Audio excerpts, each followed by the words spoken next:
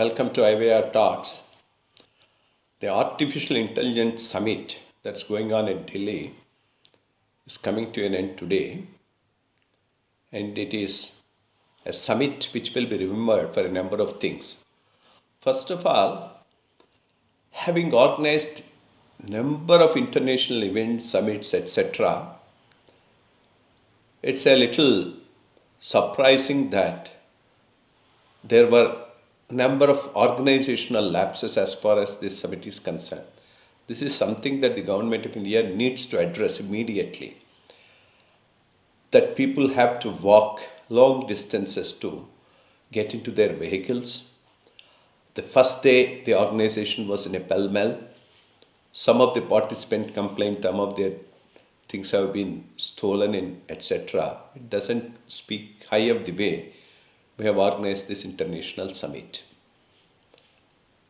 When you organize a summit of this significance, you are not only discussing artificial intelligence, you are also presenting the country globally, because who is who in this particular field, as well as a number of dignitaries from different countries have come for this artificial intelligence summit held in India. So I think this is an important issue that needs to be looked into, corrective measures immediately taken by Government of India.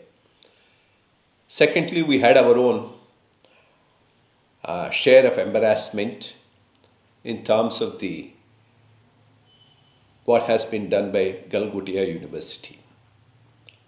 Not just claiming something which is already in the market as their own innovation. In addition, they went on defending what they have done and really embarrassed the nation. But regarding this Galgodia University, will it be a once in a while exception? I don't think so. It may be a systemic problem with Indian educational institutions. One, today, most of the promoters who are coming to set up these universities, educational institutions are fly-by-night operators who want to make quick money, are looking for a rate of return on their investment.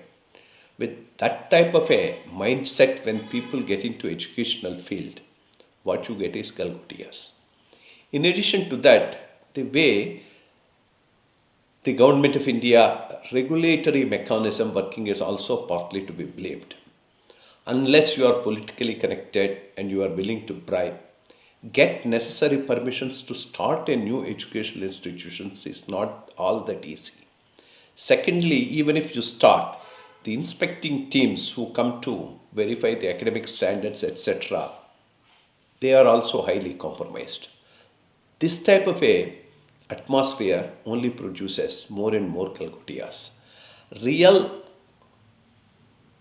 institutions or organizations interested in promoting education as a long-term goal may not find it attractive to come and set up institutions if they have to face these type of problems. This is another issue that Government of India will have to really address if we are not going to get more and more Galgodias and presenting the country in a poor light.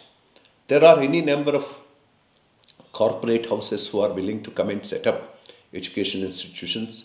One of them, Shivanada, is doing a great job.